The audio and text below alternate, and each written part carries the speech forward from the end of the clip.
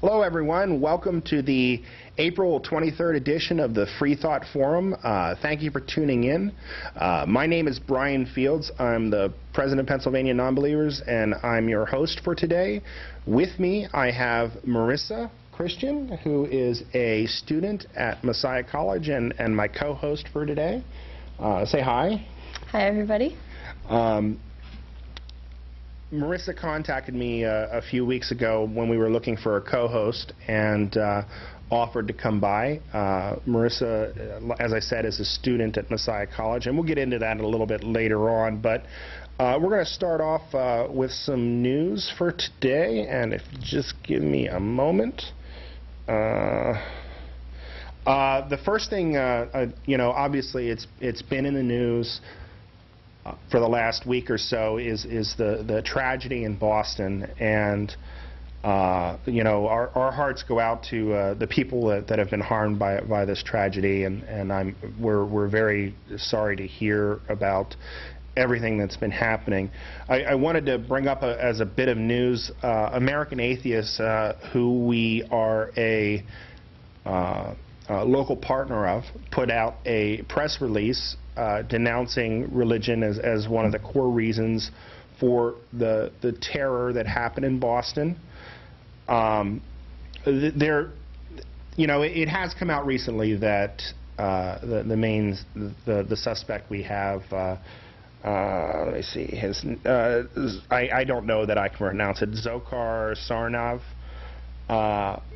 He said that defending Islam was the motivating factor behind the bombings during the Boston Marathon, and he's communicated that the motivation for the attacks was his older brother's desire to defend the faith. It was said once by Steven Weinberg, who was an American physicist, that religion is an insult to human dignity. And with or without it, you would have good people doing good things and evil people doing evil things. But for good people to do evil things, that takes religion. And, it is a... I would expand that definition a little bit, and I would say, religion or dogma, but mainly religious dogma, at least what happens in the world. But I think it's worth mentioning. The next item I have up in Pennsylvania here, we have in 2009 a toddler died when the couple who were raising the toddler turned to prayer instead of a doctor. And the reason they did that is because they belonged to a fundamentalist Christian church that believes in faith healing. They had turned to prayer instead of a doctor. And the really sad part about all this is they were released on probation for the death of their toddler. And last week they lost their new, apparently, 8-month-old son after he suffered from diarrhea and breathing problems and stopped eating. They said that they're going to wait to see what the decision on charges is going to be until they get the autopsy. But this couple, they went to prison for killing their child due to neglect. They get out, they have another child, and now that child is dead again. It's absolutely insane.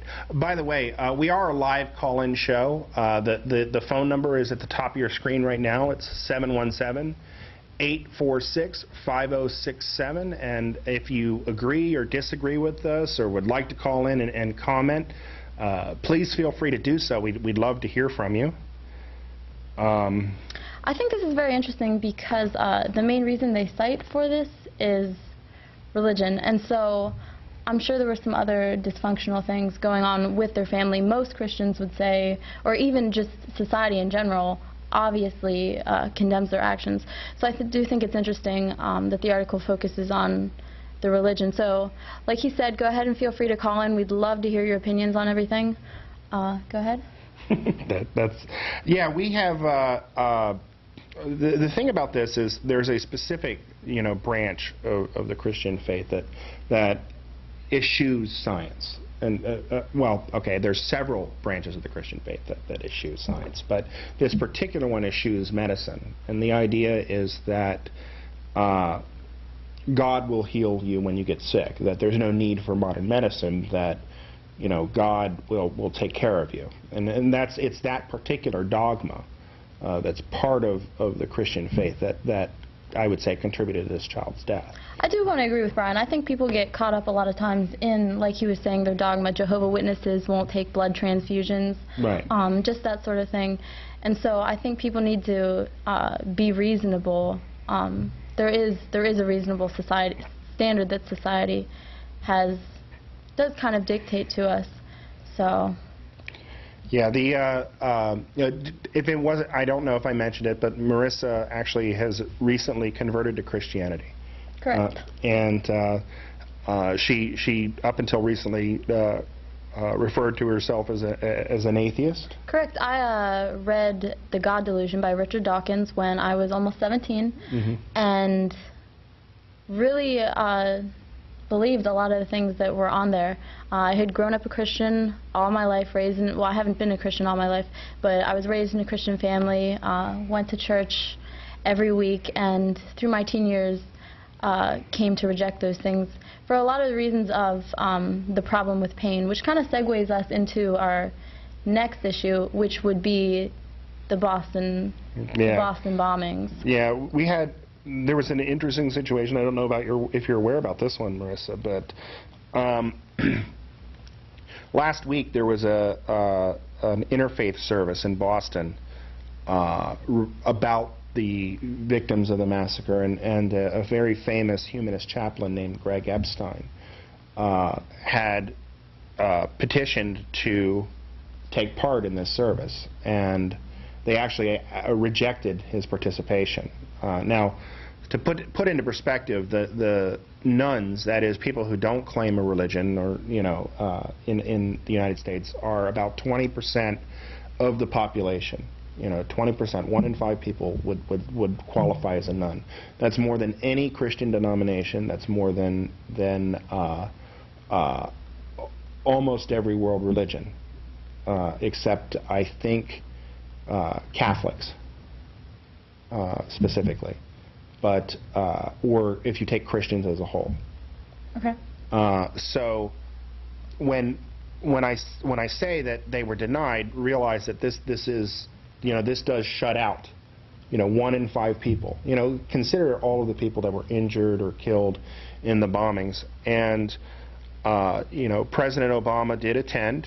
And while I do tend to like Obama on a lot of the stuff he does, I'm disappointed that this type of service would be held, and reject the participation of humanists.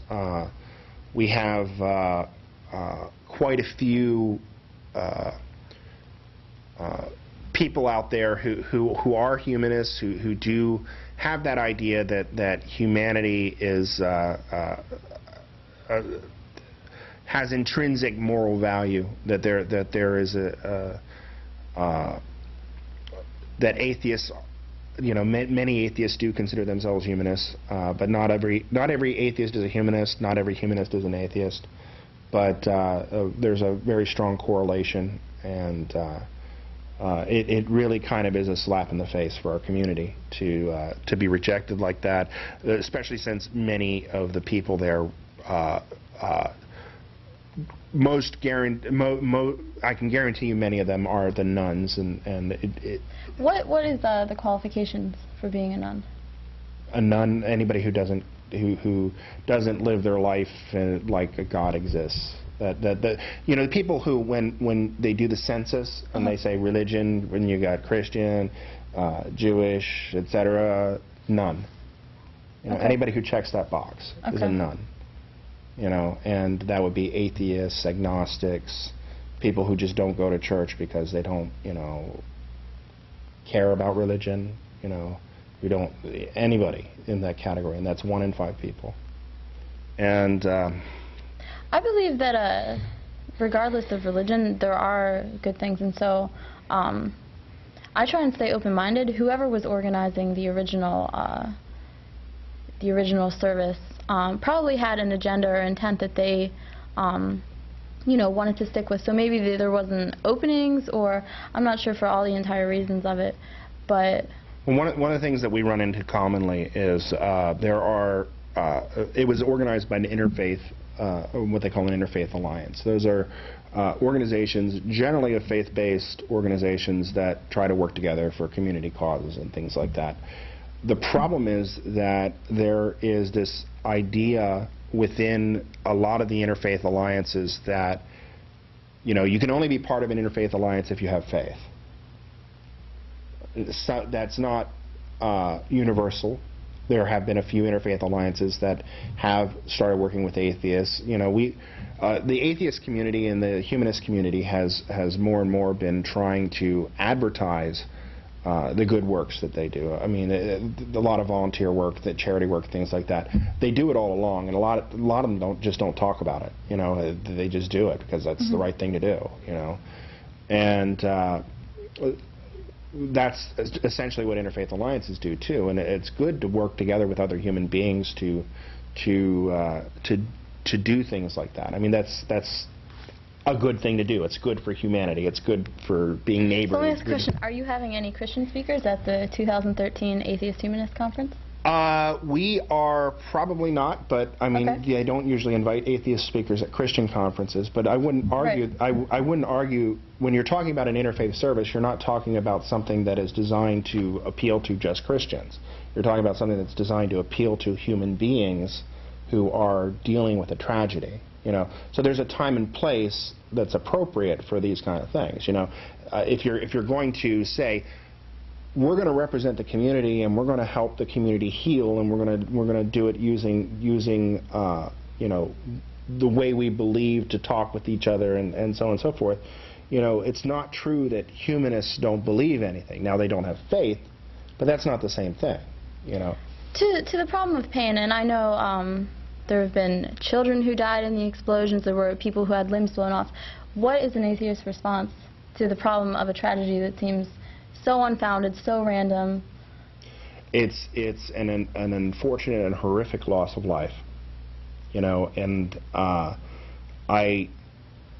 for me, when I deal with tragedy in my life, I remember the memory of the people that I've lost, and I try to share that memory with the other people I care about. I don't believe in an afterlife. I don't believe in a God. I don't believe in heaven. And in fact, part of the problem I have with Christianity is the idea of hell.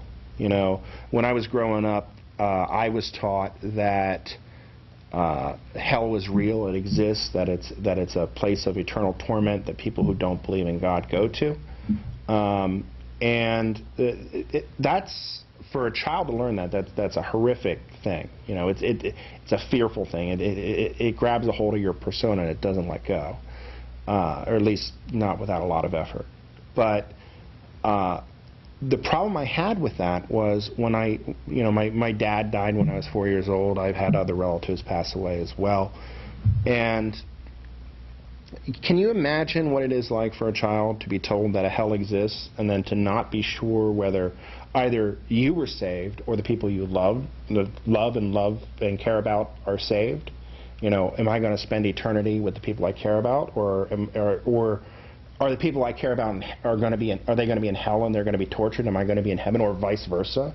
If I'm not good enough, to go to heaven, will I be in hell and I will, be tortured for eternity? That uncertainty was common in my childhood. I think the emphasis that we as Christians should put on things is not on negative consequences. Even in life, when you put you're going to jail, you're doing this, it's a lot less motivating for someone as opposed to look what you can do with your life when you don't participate in criminal activities. So I think it's not so much about hell as it is the contrast. Well, you're still kind of stuck with the idea of does hell exist or not. I mean, when you're talking about the Christian theology, it's a core part of the theology. Does hell exist? So I think this would be a premise that you and I would both disagree on. Right, but I mean, the question is, I mean, do you believe in hell? I do. Okay, so you have to deal with that reality that that's a consequence of the faith. You know, if you believe in hell and you believe hell exists, then you have to deal with the consequence of that belief. And so, for me as a child, it was, okay, if I don't believe enough, or the people I care about don't believe enough, that means that an eternal God is going to punish me or those people for an eternity for a finite crime.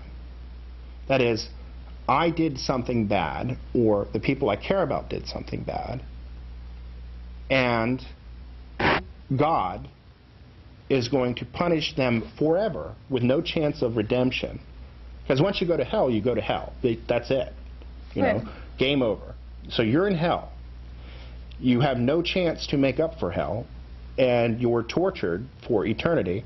And well, we have some disagreement on the Catholics would say you can get purgatory, you can do this. Well, I but personally don't believe in that. Well, even the Catholics would say that once you end up in hell, you're in hell. There's no way to expiate your sins once you're in hell.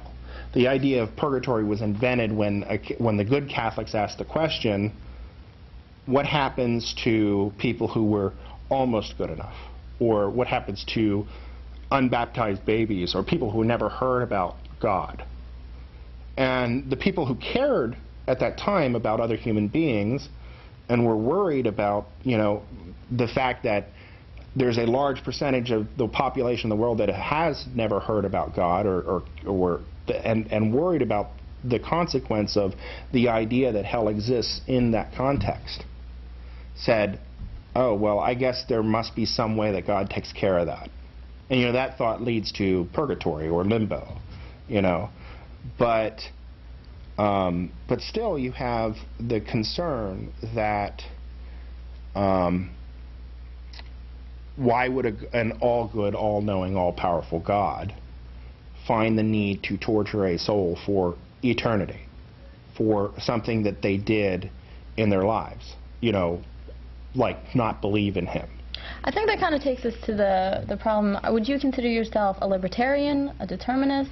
I mean, are you asking, because those are two different questions, politically or are you asking me politically or are you asking me philosophically? Philosophically. Okay, so I would say that I'm a mechanistic determinist as part of my philosophy. You know, the idea of how the universe operates is mechanistic determinism. So the laws of science, laws of physics. Yes. Okay. When it comes to our life choices, though? The thing is that we are programmed by our experiences. So we between a combination of our experiences and the structure and makeup of our brains, you know, we are capable of making decisions in a certain context.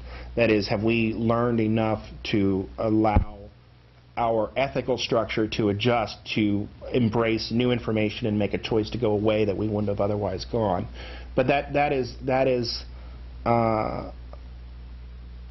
but that's philosophically, you know, how I would think things. You know, I think there's a strong epistemological support for that. Okay. But I think that I mean, have you ever read The Moral Landscape by Sam Harris? I started reading it. Yeah, it's a good book, but it talks a little bit more about what I'm talking about as far as how a determinist view of the universe and the consequences of that would have in morality. Right. The idea that, you know, if people are more or less determined by their experiences and the makeup of their brain, how you approach consequences for actions kind of changes. Right. You know, Baron de Holbach even wrote about that. He was an atheist, and basically he said morality is there. It's not true. There's no such thing as morality, but it keeps people in check and helps the world function. Well, I think, yeah, the thing is that even still, the reason why morality is a human construct, there's no doubt about that. And the idea of morality is a human construct, something we generally agree based on shared experiences. This is what's good for the species, or this is what's bad for the species. Philosophers for thousands of years have built up this structure of an idea of how we think about morality.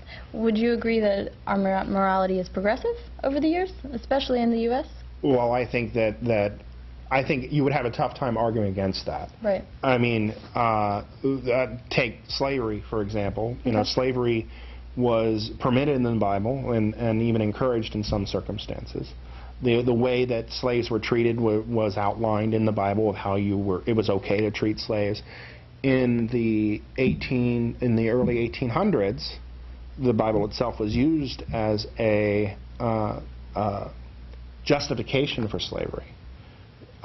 Just as people with good ethics that also happened to be religious also said that the way that Jesus spoke about love also is against slavery. So you had both sides of the argument coming from a religious standpoint, people using that framework to think about how they viewed slavery as an institution. But then fast forward, you know, through the Civil War and the Reconstruction and the Civil Rights era, we have reformed our ideas about slavery. We've reformed our ideas about how we treat people who are different than us. And that has, you know, you could look at women's rights, you can look at the Civil Rights era, you can look at now gay rights, and you can see that, you know, I think that throughout history, society swings, you know, progressive and conservative back and forth. But I think that if you were to draw a graph, that it would get, and you know, you had a baseline here, and let's say progressive was up here and conservative was down here, you would see over the decades it would go kind of like this, and then like this, and then like this, and then like this. That the baseline moves up while the swings are going. You know what I mean? So that as we move into the future, while society may change its approach, that eventually we get more and more progressive. Is more and more progressive a better thing? I would say by and large, probably. Okay. Okay. I think that, I mean, it depends on obviously how you define progressive. But I think that, you know, people look at things like social justice issues and how we treat each other, and I think that it's how we as a society decide, you know, what's good for us, and we do that based on looking for an egalitarian view of how we want to treat people, and I think that is kind of progressive. So as a society, we're constantly redefining our beliefs? Well, yes, but I think that we do... Is there a specific moral ethical code that we can always look back to? No. There's not? No. So if morality is just what the powerful people say? Well, that morality, remember that society, especially nowadays, you know, society is what the people, and when I say that, the plurality of the people agree it is. You know, so, morality is what the plurality of people agree that it is. And I think that as an evolutionary process, we've decided that there are certain ways we treat each other that are good ways to treat each other, you know, and so certain ways that are negative. Let's take the example of World War II. The plurality of the German people in the early 1940s were all gung-ho for the extermination of the Jews. I would not agree with that as a premise. Okay. I would disagree with the premise. How would you redefine that premise? I would say that Hitler was, and that Hitler convinced people to go along with it. So if they were convinced to go along with it, that kind of implies that they concurred with his conclusion. Not necessarily. I mean, people concur with conclusions for very different reasons, and I think that's what I'm getting at, is that, you know, given the right form of government, the right leadership, the right, you know, most people go along kind of with whatever the powerful people say most of the time. So I could concede that point, but I don't agree that there is an objective morality. Okay. I think that there is an idea of what is moral that we can kind of come to an understanding as to what might be the best way. And in that sense, maybe there's an objective morality. What might be the best way to provide, and I would say, an egalitarian attitude towards the population in general. Okay. You know, the greatest good for the greatest number of people. Yeah, utilitarianism. Yeah, but... So do you put the emphasis on good or number? I would... The greatest good or the greatest number? Well, for me, I think that there is a balance.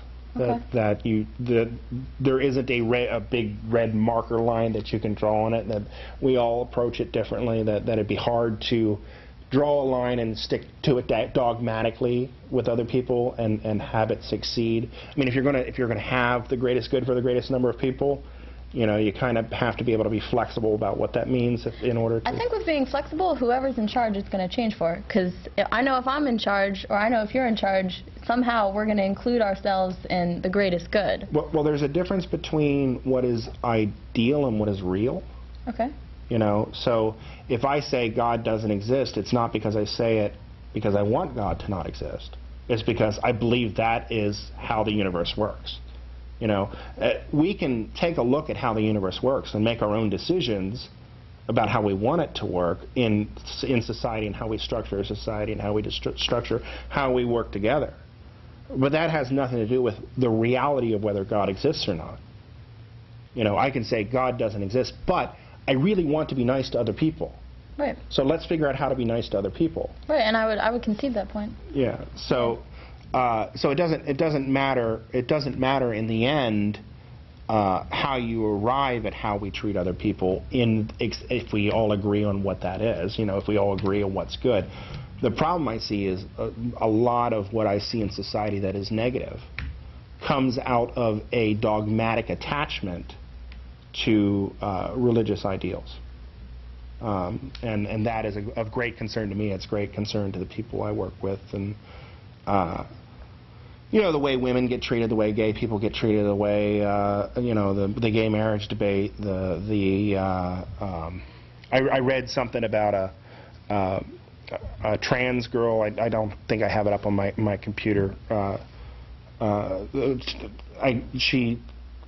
He at this point is 18 years old, goes to the high school, was trying to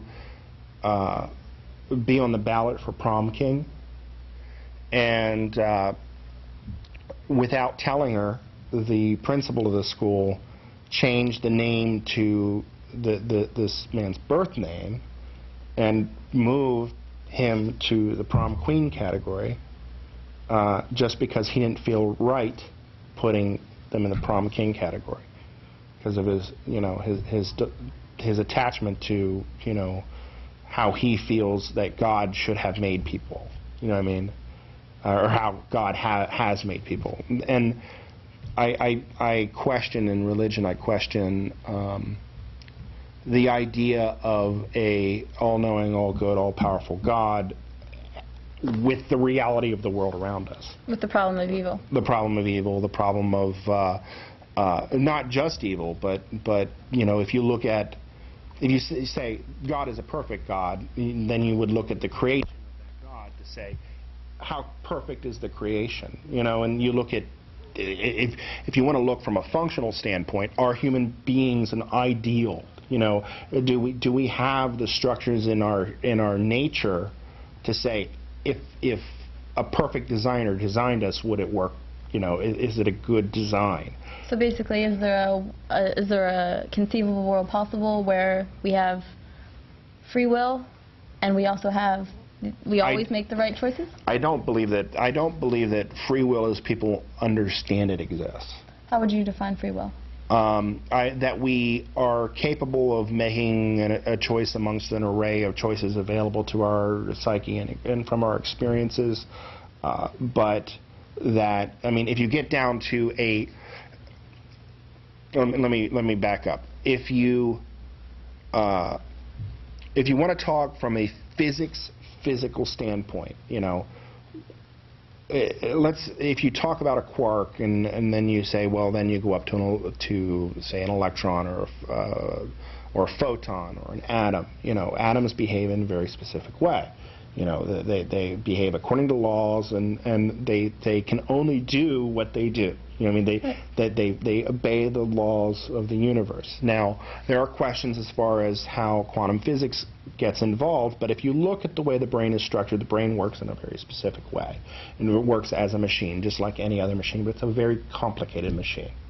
And so our understanding of it right now at this point is rather limited, but if you go by inference that atoms and the components of atoms obey physical laws to the universe, then so do we. You have to invent another paradigm where you're capable, just by the nature of being a human being, of breaking the laws of the universe just because you wanted to make a choice. I think that's where a more soft libertarian view would come in, or a soft deterministic I wouldn't view. say libertarian. Libertarian's a political philosophy. I mean, that's kind of... Not necessarily when it comes to philosophy, where you believe we have a free will. Right. Well, I use determinist or mechanistic determinist but that's more of a scientific rather than a philosophical viewpoint, only because science is philosophy. So it's hard to, but I want to. Hold on. I don't know if I agree with that. So everybody might metaphysics, epistemology. Can we define those? Yeah, well, Okay. I was about ready to back up and do that. All right. Because I realized that I hadn't qualified my statement, so Right. I'm going to back up. All right, science is philosophy. It is a hard epistemology, okay? It is very concerned with how we know what we know about the nature of the universe. It is not every philosophy is science, but every science is technically philosophy, but only in the sense that it's hard epistemology. So when I make that statement, it is a valid statement. If you want to draw a Venn diagram, you can draw a big diagram. You can put philosophy, and then you can draw a smaller circle in there. You can put epistemology, and then a smaller circle in there, and you can draw science. And that is how we understand, how we think about how we think, is what epistemology is. How do we know what we know? For our viewers who don't understand the conversation that's straying quickly into the realms of philosophy. We have a call. We have a call.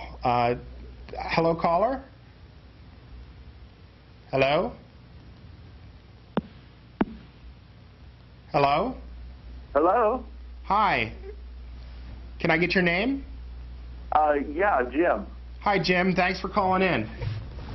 Okay, is this Brian? Yes, it is. Okay, first of all, I'd like to welcome Marisa to the show. Thank you very much. It's good to have, excuse me, I got to turn off the TV. I've got the sound down, but watching the faces not move when your voices move is confusing me. Okay, like I said, welcome to the show, Marisa. It's good to have somebody on there that makes Brian struggle sometimes to come out with the answers. That I just wanted to mention, you were talking about free will just a short time ago, and I sort of think of free will not really being totally free, but something that a person's choices of what he does are influenced by his past choices and past events. So it's free in the sense that from your own viewpoint, you may have a couple of choices, but those choices don't really include everything free, because all of your past choices are what determine your present choices.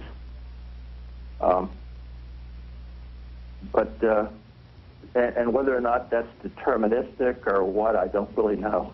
That I would say it's deterministic. Marisa may disagree, but that's kind of where I was going with what I was trying to say. Well, thank you, Jim. Yeah, but you got off into quarks and atoms and everything, and I thought, well, that's not quite. But I've been listening since the beginning of the show, and I have a couple of notes I wanted to just mention along the line of what you were talking about, just my own viewpoints and stuff. And one thing, Marisa asked if there are any Christian speakers at our conferences. And I just wanted to note the 2012 Atheist Conference had the mayor of Harrisburg as our opening speaker. And I think everyone would agree that she is tends to be a religious person. So Linda Thompson getting some diversity. I like that. Yeah, I do like that. And we actually had it, and thank you for reminding me, Jim, we had a panel on church-state separation where we had a bunch of people who believed in a bunch of different religions but all supported the church-state separation, talking about communicating church-state separation. We had that as well. And I kind of like when atheists have different ideas. I know, I think that's important because I believe that if you believe something and whatever's true, you have to always be bombarded with conflicting ideas just to always check up and make sure that you know. I 100% agree with that. Right, and so that's one point I think we agree on. What is your take on the Boston Massacre? Are you talking to me, Marisa? I am.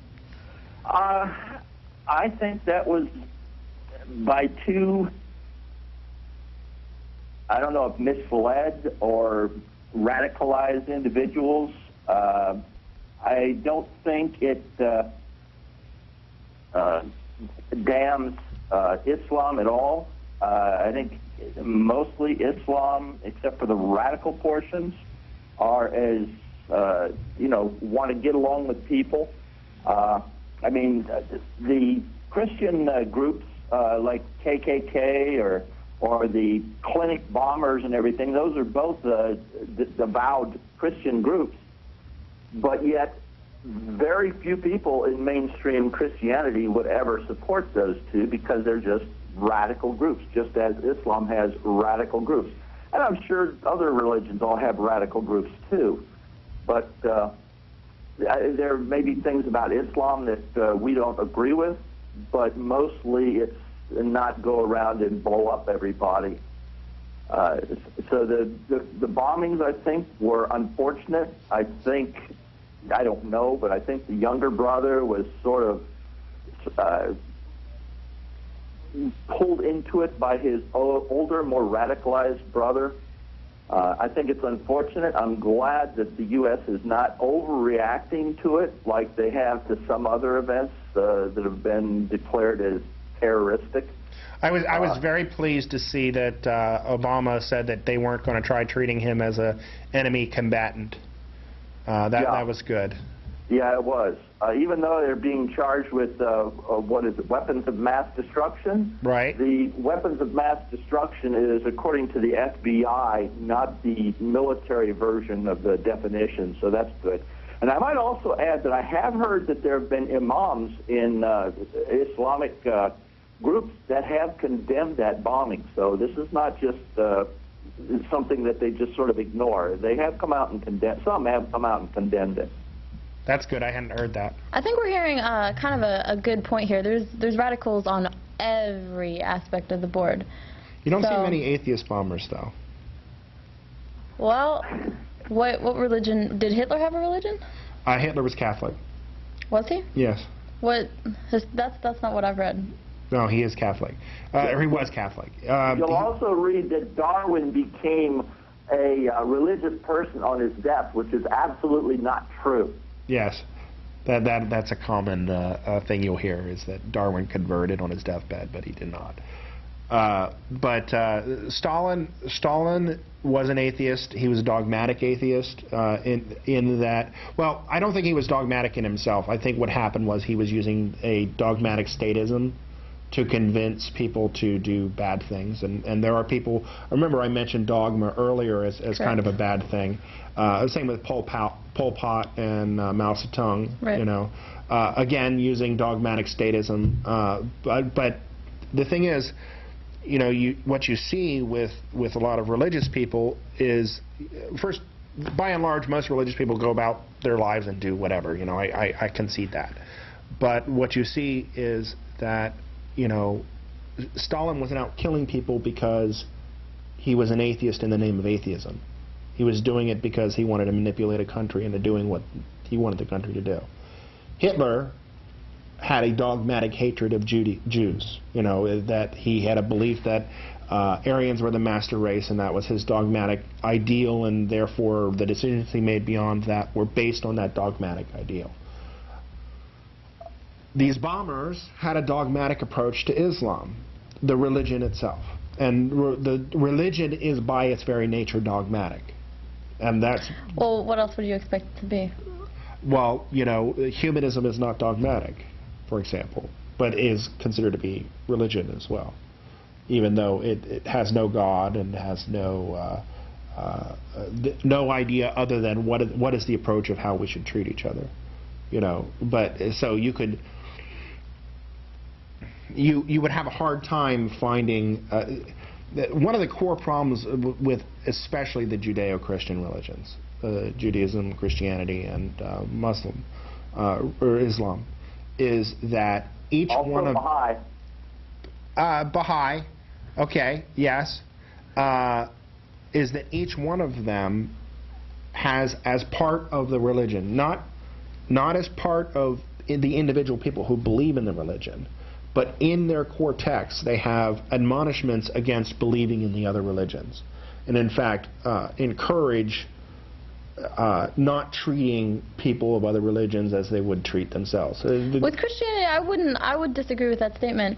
It's specifically laid out that it's in the Bible, bless those who persecute you, pray for those who mistreat you.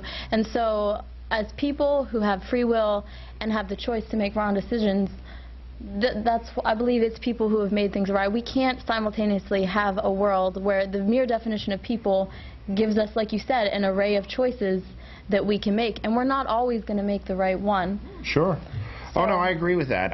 My concern, like I said, my core concern is dogma and how people treat dogmatic ideas, including religion. I mean, I'm very concerned, like you said, I'm very concerned with what is true, what is real, right. what is the nature of the universe around me. And I've been concerned with that all my life, and I've been trying to figure that out all my life.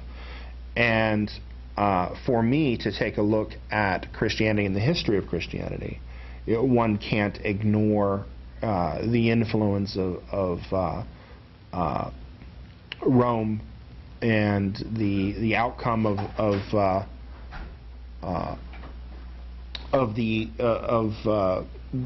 Catholic Church and the way that infidels were treated Are we referring to the Crusades? Yes, in the Crusades, and the fights over the Holy Land. You know, well, three different religions. Even when we talk about that nowadays, most Christians will say they were very misguided, and they would be an example of one of the more radical groups of things. I know that even today, the idea of the Holy Land and who controls the Holy Land is a big source of contention in the world. Israel, right.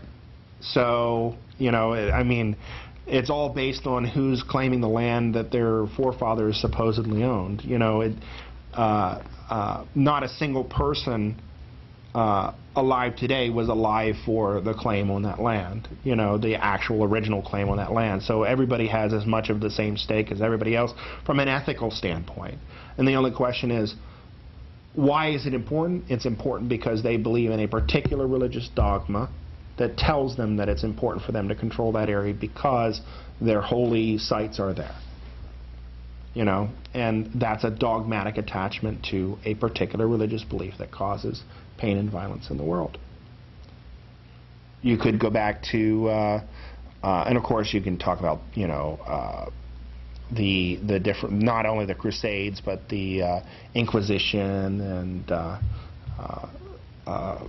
the witch hunts in North America, you know, all of this because of a particular attachment to religious dogma. And even today, you know, things have changed, and I think that religions grow up over time. You know, like people grow up. Religions grow up over time.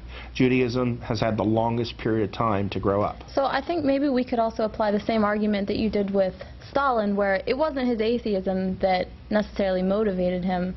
I mean, what we believe, if he's an atheist, it's going to affect how he chooses to live. Well, only from the moral... atheism doesn't have a set of morals. Atheism is completely amoral. So you have a free-for-all? No. Okay. Atheism is just the answer to one question. Is there a God? Is there a God? That's it. It's the answer to a question. And not only that, Brian. I'm waiting, Go ahead, Jim. continue. Not only Thanks, Jim. that, but if atheism believes in no gods at all. Christians believe in no gods except for one. So it's just that we believe in one less God than everybody Right. else. But And I think I'm going to sort of say goodbye. all right, Jim. Okay, thank you, Sorry Jim. if I'm talking over you, but No worries. you take care. And Marisa, again, thank you for showing up. I enjoy listening to the interplay between the two of you, and it's refreshing. Thank you. Thanks for calling, Thanks Jim. for calling, Jim. So I think whether it's Christianity, Islam, Taoism, atheism, they all can't be coherently true at the same time. Why? One has to correspond with reality. That is Right. true. So now that we've kind of established that, I think in some ways this accounts for some of the dogma we might see.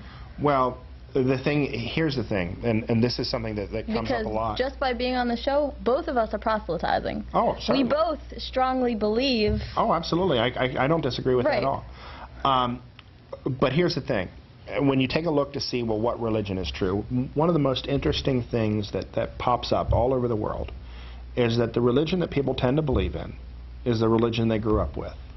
That only by accident of birth does any one person believe in a particular religion. So for Christianity to claim truth, for example, you have to be born in Europe, or you have to be born in the United States, or you have to be born in a place where Oh, we have a call? All right. Welcome, caller. Hello? Yes, hello. Are we good? Yeah? Hello? Yes, I just wanted to make a comment in reference to what you said earlier about kind of being consistent with one's epistemology. Uh-huh. Because I know with Stalin and with Lenin, they were leaning on the Communist Manifesto and some of those principles that kind of justified, violent, I guess you could say, revolution. Right. I called it status dogma. Okay. Whereas, so I would say that they were kind of being consistent with their epistemology, whereas Christians, during the Crusades, they were actually being quite inconsistent with some of the principles, especially in the New Testament. So I just wanted to get your thoughts on that. Yeah, well, it depends on the area of the New Testament you're looking at. And remember that Christians don't strictly believe in just the New Testament, that the entire Bible is treated as their holy book. A lot of Christians do say, well, everything from Jesus on, that's Christianity, everything before Jesus is not. But that is untrue. There is, the passage in the Bible where Jesus says, I have not come to replace the holy text, but to add to them. And there are a lot of Christians who look at the stories like the Battle of Jericho and the way that the Old Testament there had a lot of aggression against its neighbors to try to convert people to live their way of life. You know what I mean? And I completely agree with that.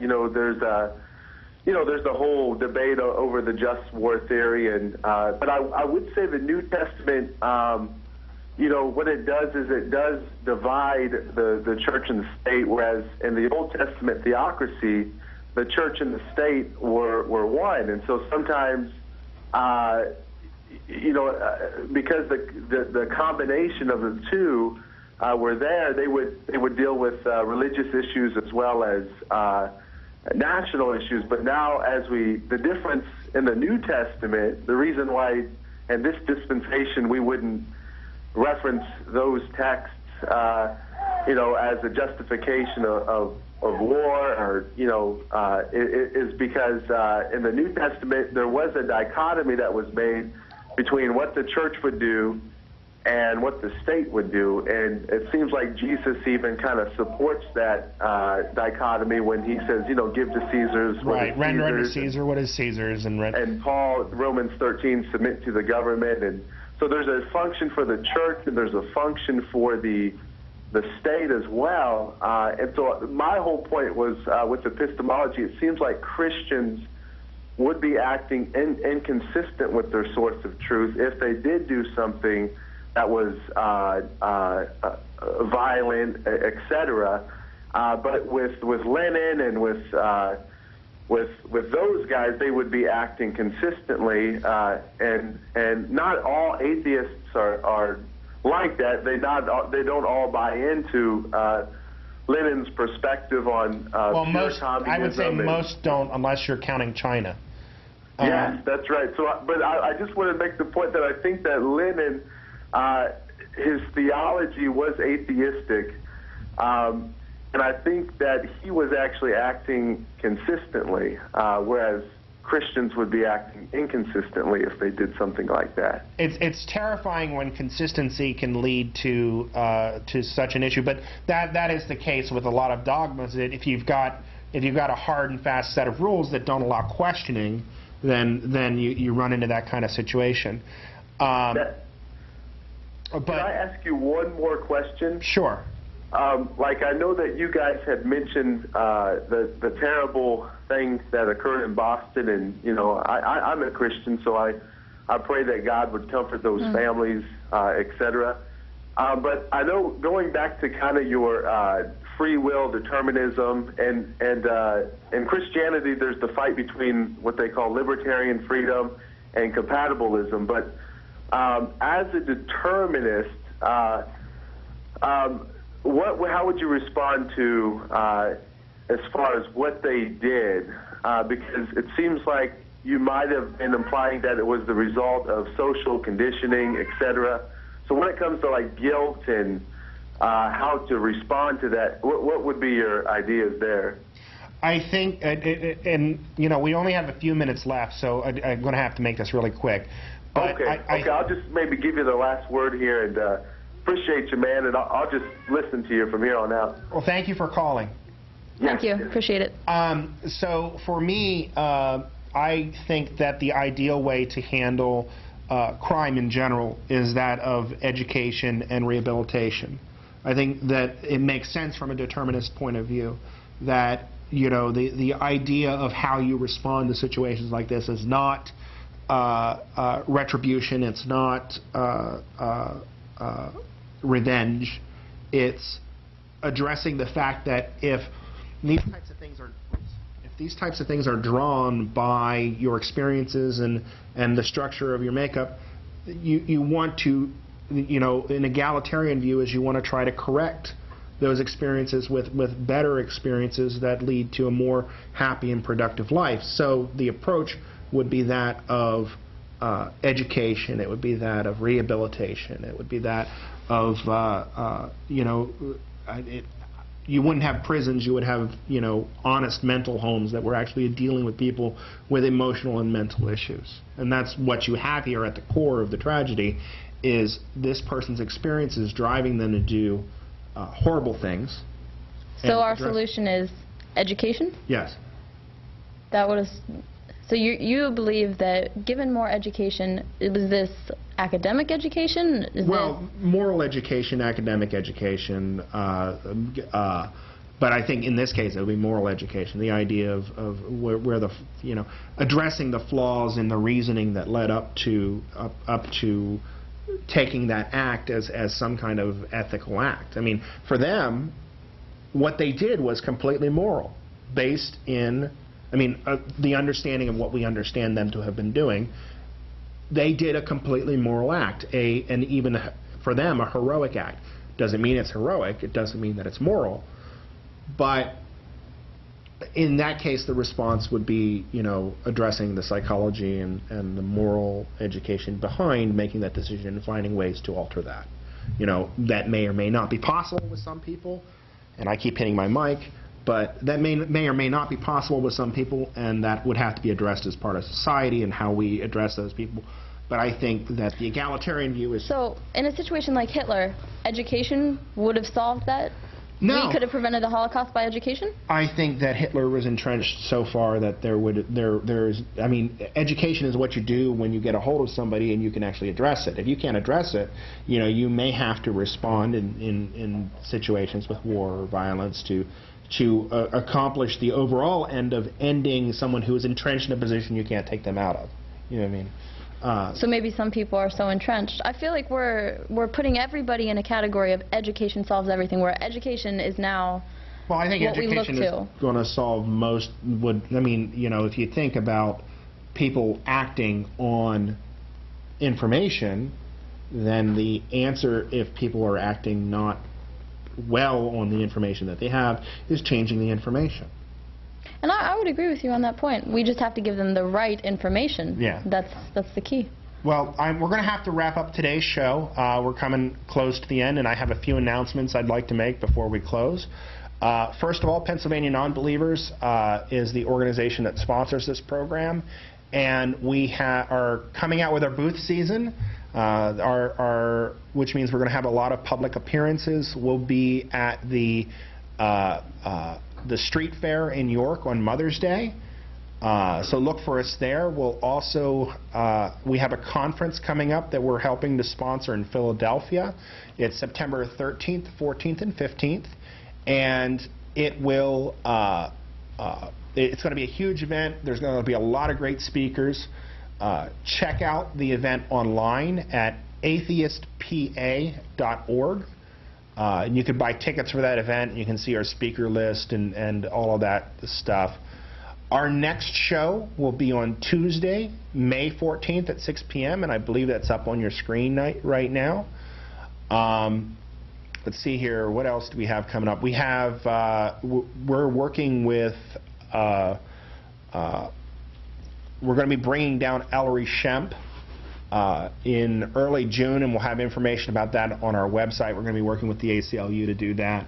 We're going to be hoping, Representative Mark Cohn is looking for a co-sponsor now to declare June Public School Religious Freedom Month in honor of the 50th anniversary of the decision to take compulsory prayer. And this is something people forget, that it was compulsory prayer that was removed from schools, not all prayer. Students are still allowed to pray, but they can't be forced to pray by teachers. That's the whole point of the decision. And there's